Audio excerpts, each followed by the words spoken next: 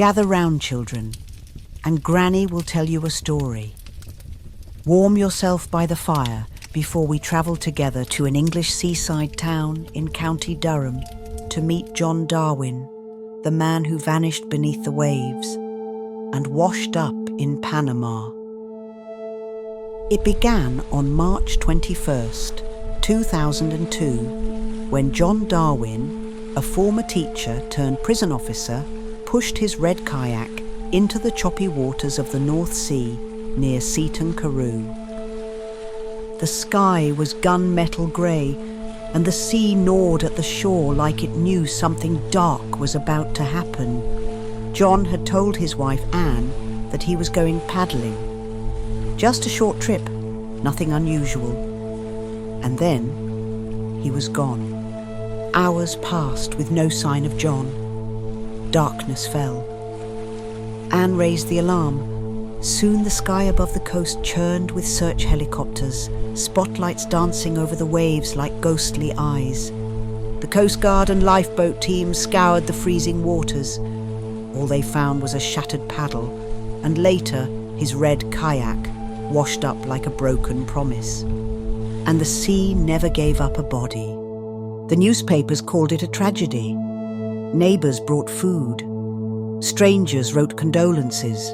And Anne Darwin, the sorrowful widow, phoned her two sons, Mark and Anthony, to tell them their father was gone. Mark, just 27, raced to her side. She shook like a leaf, he'd later say. I held her, but I was the one drowning.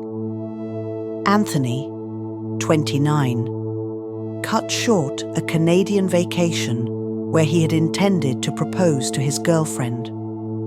At home, he stared at his father's slippers by the door. How do you mourn a man with no grave? The years passed like slow tides. The Darwins held a memorial service by the water's edge, just a few feet from where he'd last been seen.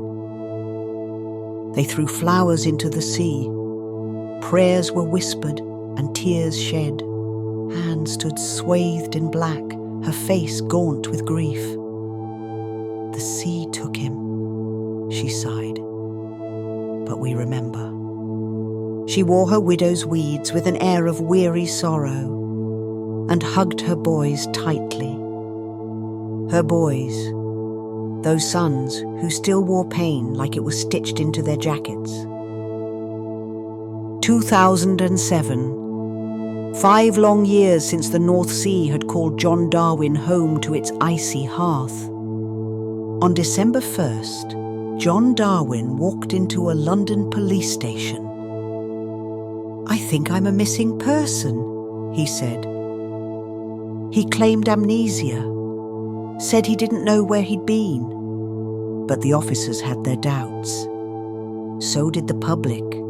Secrets rot like shipwrecks under the sea, and no lie stays buried forever. 2 days later, the truth surfaced. A photo, a single photo on a Panamanian real estate site. There they were, John and Anne Darwin, smiling in an office in Panama City, alive, together. The photo was dated 2006, a full year before his miraculous return. There was no amnesia, no accident, just a long con. The press called him Canoe Man. They called her the devious widow. What no one had seen, what not a soul could imagine, was that John Darwin hadn't gone far at all. Back in the Darwins' terraced house, behind a fake panel leading to a connecting property they secretly owned, John Darwin lived. Some nights, he'd sneak through a hidden door to sit with Anne. They'd whisper plans by candlelight, talk about life insurance, about new identities, about escape.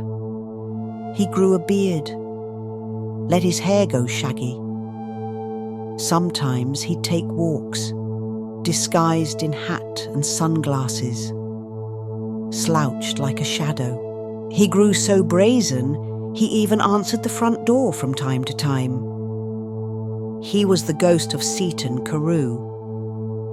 In 2003, just a year after his death, Anne cashed in the life insurance. They paid off debts and sold their properties as the market boomed. Money flowed like wine.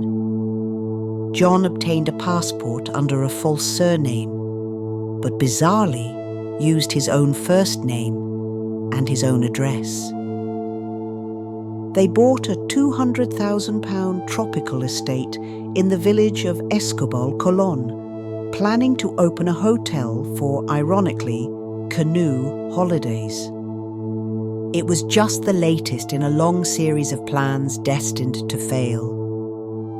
Mark said his father was always coming up with some get-rich scheme, making garden gnomes, computer games, making videos and breeding snails.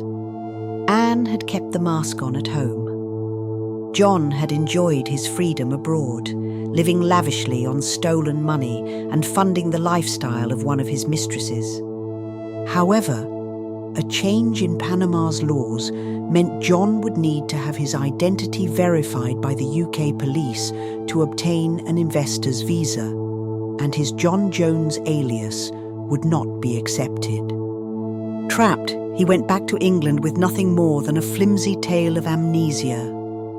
Their sons, blindsided, condemned them. "We've been the victims of a massive scam," Mark said. Anthony added, "I want no further contact." The trial was swift. The judge called it deceit on a grand scale. In 2008, both were sentenced to more than 6 years for fraud.